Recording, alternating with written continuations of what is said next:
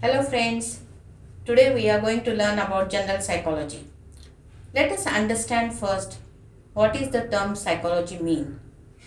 The term psychology has come from, derived from Greek Latin language. In Greek Latin language, the word psychology is divided into two parts, psych and logos. What is psych? Psych into English is soul, and to logos means in English to study. Therefore, psychology is defined as the study of soul. After few years, the meaning of psych is changed into the mind, and therefore the definition came psychology is a study of mind. The basically we say psychology is a science. Why do we say psychology is a science? What happens in the science? In science, we have the laboratory. In science, we conduct the experiment. In science, we draw the conclusion. We do the draw the conclusions and we try to test the hypothesis. The whole system of all this, which is used in science, is adopted by psychology. Psychology too has the laboratories. We do conduct experiment in the laboratory. We also have hypothesis, and then we conduct the experiment and try to verify the hypothesis and prove the hypothesis. If it is proved, then it becomes conclusion. So this method of science has been adopted by the psychology. Therefore, we say basically psychology is a science. William Wundt, who is the well-known psychologist who established the first psychological laboratory in Germany at Leipzig University in 1879. He defined psychology as a science of conscious experience. What does mean by conscious experience? Conscious experience means we are aware of something. What we are aware of something? For example, we are aware of hunger. We are aware about the thirst. These are physiological internal stimulus which we become aware of. So, the psychology was defined as a science of conscious experience. But as we say psychology is a science, we have to prove everything as science proves. We cannot prove the soul. We cannot prove the mind. We cannot prove the conscious experience. We cannot bring them in the laboratory. We cannot touch it. We cannot feel it. We cannot conduct experiment on this. Therefore, this definition was also rejected. Then what is the accepted definition? Accepted definition came that psychology is a science of human and animal behavior. Now, human, animal, we can bring it in the laboratory, we can conduct experiment on them, and we can touch it, we can feel it, and we can prove the hypothesis formed in the experiments. So, this is accepted in psychology. What is behavior? According to Lemon, any bodily activity is behavior. So, behavior also can be proved in psychology. Therefore, this is accepted definition of psychology. Let us understand what are the goals of psychology. There are 4 goals of psychology. First one is to describe. Describe means to explain, to understand the person, the situation, or the behavior what person is displaying. Then we can explain or predict the behavior and explain the behavior. Explaining the behavior is again describing the behavior and trying to understand why people do what they do. Why person is behaving in a particular way. Why some people we don't feel that they are angry and all of a sudden they become angry. That is, we have to give the explanation of his behavior. Then on the basis of that, we can predict the behavior. What person will do in the future, how that person will behave in the future, we can predict that behavior. And then we can control the behavior or change the behavior. Or according to our understanding, we can change our behavior once we know what type of a behavior we have or others are doing it, we can help them to change the behavior. These are the various goals of psychology. Let us try to understand how the psychology as a separate branch from philosophy came into the existence.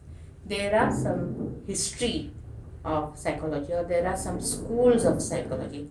There are various perspectives of psychology.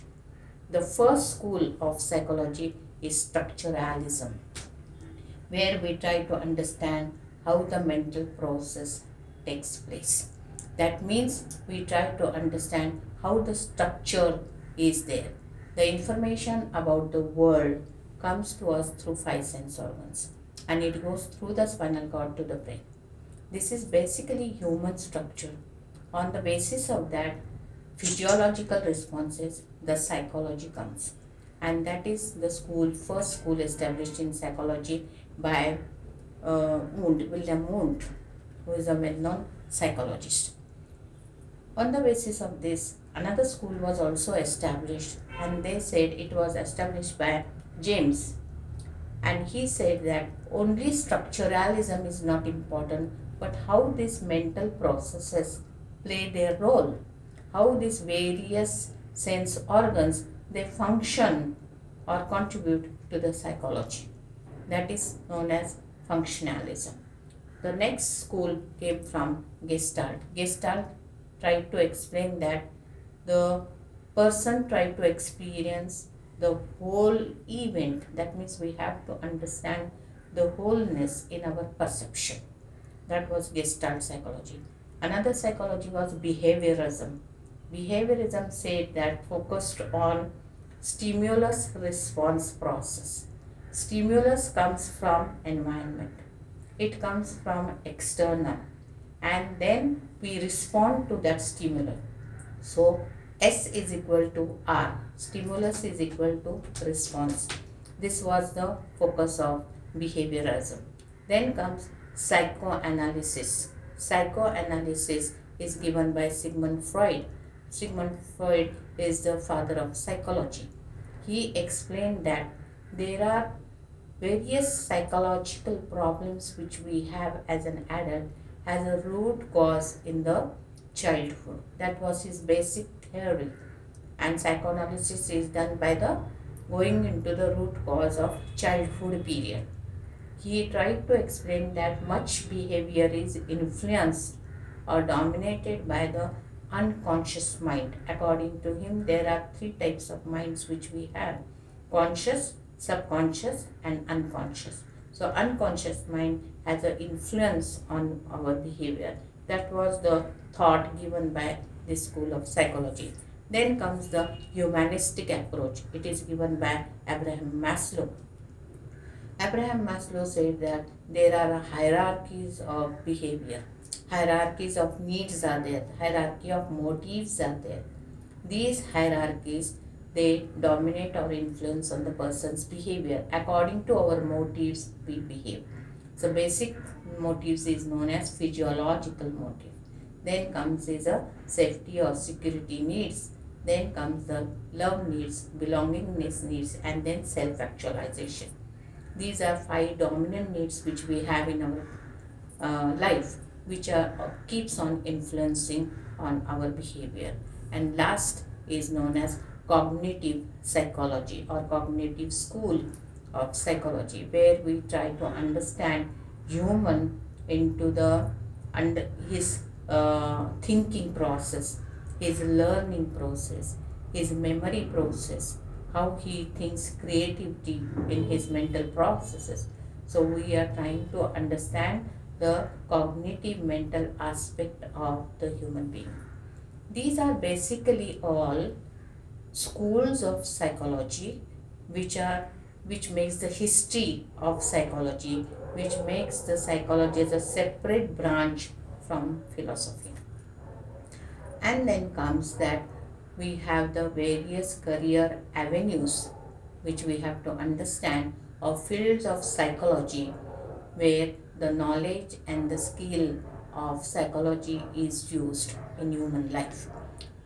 What are those various fields? There are many various fields like counseling field, clinical field, sports field, social field, educational field, developmental field. We will study one by one. The first and utmost important field of psychology where we can make our career, that is a clinical psychology. Clinical psychologists, they deal with major problems of the human being. Specifically, they deal with the patient who are admitted in the clinics of mental hospital. They have the severe problem and they have to be dealt with. The people who do their MA and PhD, they are called psychologists. And clinical psychiatrists, they do their science degree and they do their MD, Master of Medicine, and they deal with the major problem of the patient. They try to help the patient with the diagnosis. They try to help the patient with the treatment. They use psychotherapy to make the patient calm down and normal. That is the work what clinical psychologists are doing in clinics. The second subfield is industrial and organizational psychology. What the psychologists they do in the industry? They are working with the employees who are working in the factory, in the industry, in the organization, in the institution, in the various offices.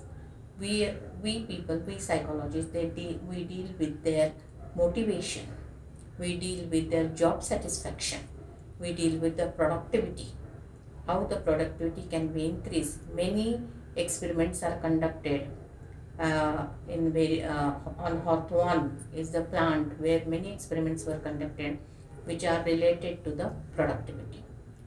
How to increase the productivity.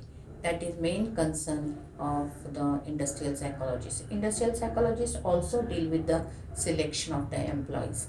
Many employees, they apply for the job, but who is the right candidate? For that, psychologists, they may conduct certain tests on them depending on what type of a employee they need and what is the demand of the job. So right person is hired for the right job. So that selection process is done by the psychologist. Secondly, training to the employees. Employees who are hired for the company, they may not be up to the mark. Company may be expecting 100%, but all employees may not be to the 100%. So that gap between the expectation by the employer and the hired person has to be filled in. So the various designs of the trainings are prepared by the psychologist and they are trained accordingly so that maximum is output is taken out of the employees. That is the second thing. And third thing, employee relation. As there are supervisors, there are workers, there are fellow workers, so relationship with everyone has to be maintained so that the organization functions smoothly. The third field of psychology is known as educational psychology. In educational psychology, we try to give training to the teachers, how to deal with the pupil, how to deal with the students. Classroom problem has to be dealt with, the syllabus to be prepared, syllabus to be changed according to the needs of the students, according to the needs of the society, and according to that we have to design the syllabus, we have to design the curriculum to the various standards. That is a concern of educational psychologist. Social psychologist is the next subfield of psychology that is concerned with the interpersonal relationship. We are the human beings, we live in the society, we live with others, and therefore we have to deal with others. So interaction with other people, talking and communication with other people is a concern of social psychologists. Next field of psychology is called developmental psychology. Developmental psychology, in which we are concerned with the various stages of the human life. The life of the human begins at the point of conception and ends with the old age. So the child is developing continuously. Development is a continuous process. Development is a qualitative aspect where the child is going through various stages. Like after the birth, the child goes in babyhood period, then childhood period, then adolescent period, then adulthood period, and then old age. So what type of a development takes place, how it takes place, when it takes place, and how does it affect, has a effect, psychological effect on the behavior, emotional development, mental development, motor development. Everything is studied by the developmental psychologists. They observe the children and they record all the information. Let us come to the next field of psychology, and that is health psychology. Nowadays we are very much concerned about the health of human being. Health psychology is related to the various diseases, and how the stress is related to the various diseases. It depends on how the patient feels that he will get the recovery. The more he has a hope of recovery, better the treatment will work with him. The medicine and the recovery will come faster with the patient who has a positive attitude towards the recovery. So in health we have to reduce the stress, because long-term stress can affect on the health. Less stress will have the better mental health. So we have to understand what are the various techniques of reducing the stress and having a good mental health. That is a concern of health psychology. Military psychology, they are concerned with the military aspects. They are concerned with the discipline. They are concerned with the war problems. They are concerned with the fatigue. They are concerned with the depressions there. So military psychology, they deal with all that. Sports psychology, they are concerned with the psychological and emotional aspects of the performance. The people who are playing the game, they have to be motivated, they have to perform better, so they have to be emotionally very strong so that they can perform better. That is a concern of a sports psychology. Then there is a criminal psychology and forensic psychology. Criminal psychology, they deal with the intention of the person to perform a crime. Many a times it happens that there is no intention of doing the crime, but it happens. For example, a child who is hungry for 2-3 days and asking for a bread, and if he doesn't get the bread, he robs the bread. So in such situation, the psychologists intervene and they say that intentions have to be seen. The motivation behind the doing a crime is a concern of criminal psychologists. Whereas forensic psychologists, they apply the principle of psychology to criminal field, and they apply to the justice system which is in the court. Next field of psychology is neuropsychology. Neuropsychology, they are dealing with the concern with the brain and science. Many a times it happens that the neurology is related to the psychology. If any disturbance is there, any functional problem is there in the brain, then it will affect on the psychology of a person. That is a concern of neuropsychology. Then comes is a environmental psychology. Nowadays environmental psychology is given lot of importance, and it is included in the syllabus of B.A. degree also. Why? Because the environment keeps affecting on the human behavior. For example, crowd affects the human behavior. Sometimes when we are in a crowd, we get irritated, we show anger, and we are in a disturbed behavior. So that is, environment is affecting on our behavior, and sometimes our behavior affects the environment. For example, if we control the throwing of the plastic bag, that means we are contributing to the Mother Earth with a very good approach.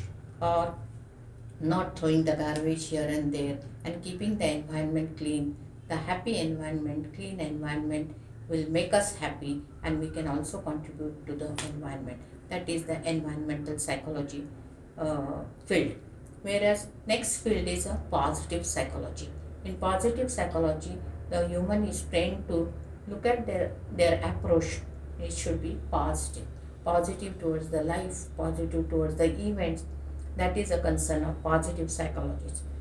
Next field is spiritual psychology. Spiritual psychology is concerned with the it is there from the previous time, from the ancient time. That time it was yoga. That time it was meditation was there. Now yogas have also come. In Japan, Zen is the meditation way to keep the mental health, to regularize the mental health. That is spiritual psychology. Then comes the woman psychology or child psychology, which focus on the social, political, and psychological aspects of the woman's lives. Generally, the women are considered as a weaker sex compared to the men, because the men are muscular, women are feminine. So, women are considered as a weaker sex, but they are better in their performance also. So, much study is related to the women. Now, let us understand, we have studied about the goals of psychology, we have studied about the various fields of psychology. But while studying, what type of methods are we going to use? What are the applications of the methods in psychology? So let us study what are the various methods which we are going to use in psychology to study the human behavior. The first and utmost method is known as introspection method. Introspection method means introspecting yourself, asking question to yourself. Am I honest, for example? Asking question to yourself. Am I a good person? Asking question to yourself will help you to understand yourself. There are two types of introspection, subtypes are there. One is casual introspection, another one is systematic introspection. In casual introspection, we do not need the trained psychologist. We can observe our own self right from the morning till evening. What we are going to do, what we are doing. There are some people who write diary in the evening. Diary is a system of casual introspection. You ask yourself and record your feelings, your experiences, your emotion, your events, what do you think about it, your attitudes, everything in the night, in the diary. That is one of the way of introspecting yourself. Whereas systematic way of introspection, we need the trained psychologist, because there is a specific problem which has to be needs to be described by the psychologist. That's why we have to have the systematic introspection. But here there are some limitations. And what are those limitations? One is it is totally subjective. Means the subject is going to report what they feel about. They are going to report about their own experiences. They are going to write about themselves. They are going to talk about themselves. So sometimes it happens that the information what they are giving us or they are providing us may not be reliable. So these are the limitation in introspection method. Second method is known as observational method. Observational method, where we are observing a group of people what they are doing it, or observing the children who are playing on the ground and recording the observations. Here also there are two subtypes.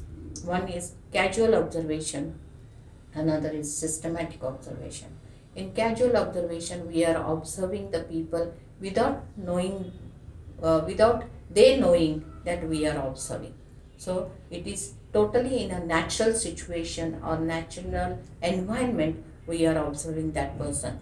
The natural behavior is occurring in that situation and we are writing down all that observation. So we understand what people do in the natural environment. Whereas systematic environment, where we need again a trained psychologist who knows that what to observe and how to record it, because there is a specific problem, so we have to observe only specific events related to that problem. Here also there are some limitations.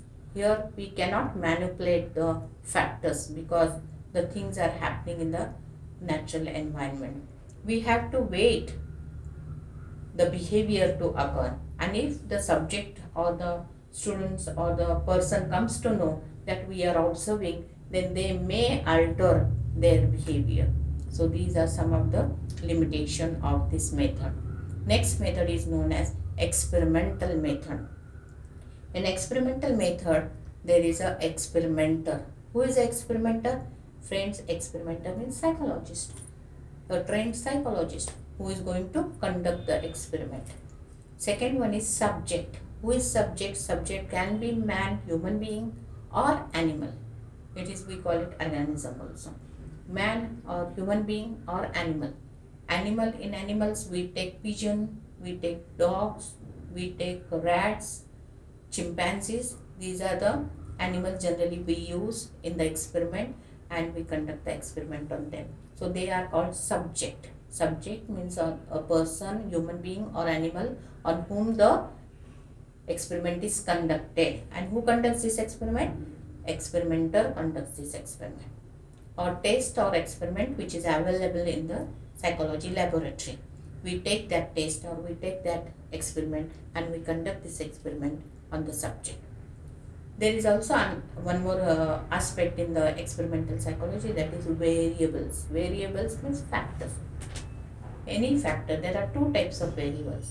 One is independent variable, second is dependent variable. What is independent variable? Friends, independent variables means that variable which is manipulated by the experimenter and whose effect we want to see it. And dependent variable is the variable which is called performance. Let us take the example to understand independent variable and dependent variable. Independent variable, for example, let us take two people, person A and person B. And here I am going to provide the person A as a psychologist training, computer training, and now this computer training is an independent variable. So person A is receiving the training of computer, and then I am going to see the effect of training on his performance. So performance becomes a dependent variable and training becomes independent variable. Whereas person B will not receive any training and will see the effect on his performance. Naturally, there will be the difference between Mr. A's performance and Mr. B's performance. It is only because we have manipulated independent variable whose effect we are going to see in the performance. So dependent variable depends on the independent variable. So we have two variables. After that, we have groups also.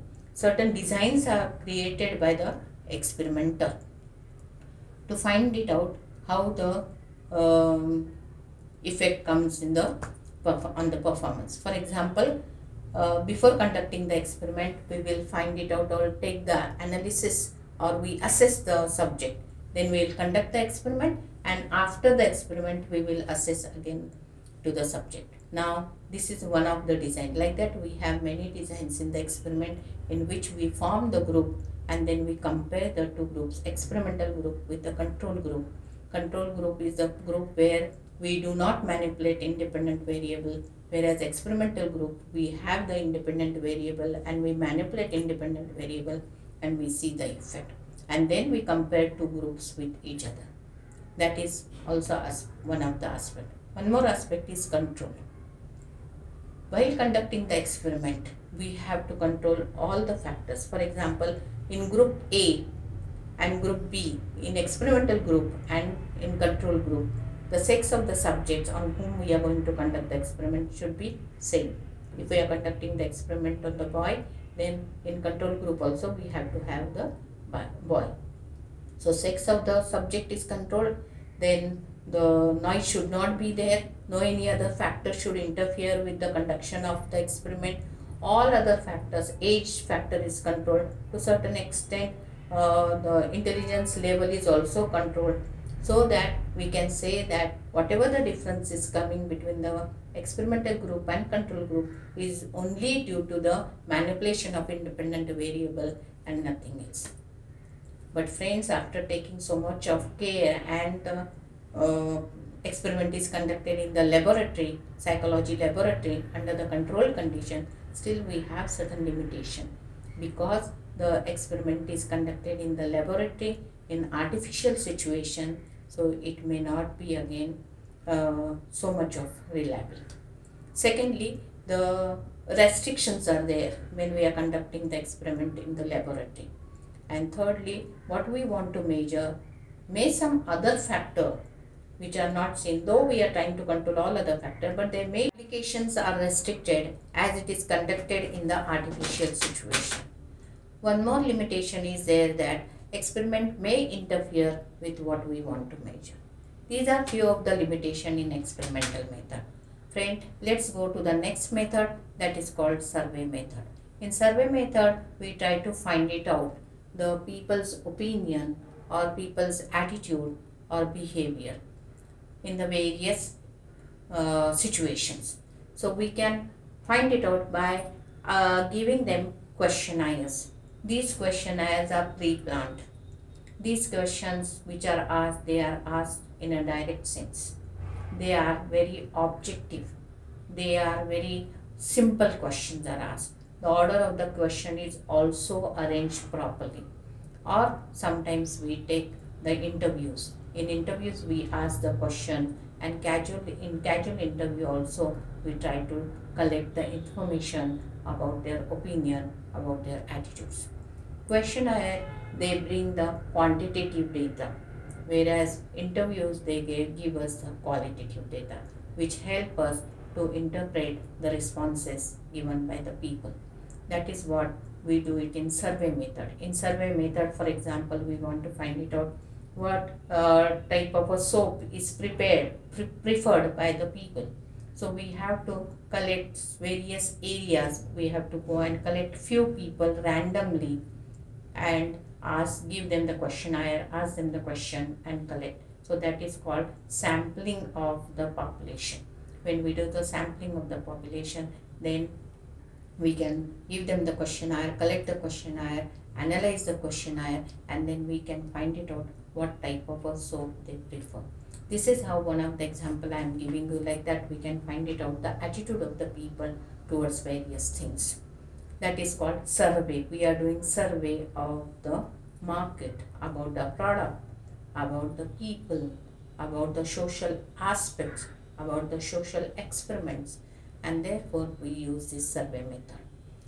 Last method is known as case method, where we go in depth to find it out the person's personality. We are going into the deep, into the behavior, and we try to find it out what is happening with his personality, what is happening with his behavior. So we take one individual with one problem, whatever the problem he is having, and we try to solve that problem. So friends, here we have today studied various things in general psychology, that is called introduction of the psychology, where we try to find it out the goals of psychology, term psychology, definition of psychology, goals of psychology, the background history of psychology, various avenues, career avenues in the psychology, and we have also understood how we are going to study the human behavior through various methods. So friends, I hope this will be very useful information to all the beginners, and this will help you to understand psychology in a better way. Friends, kindly subscribe, like and share my videos with other friends of yours, so they will also get to know what is the information of psychology. And get tuned to the next video, will be coming soon. So write also comments at the end of the video, so that I will come to know what feedbacks you all are giving. So according to that, I can make the changes in the next video. Thank you for watching.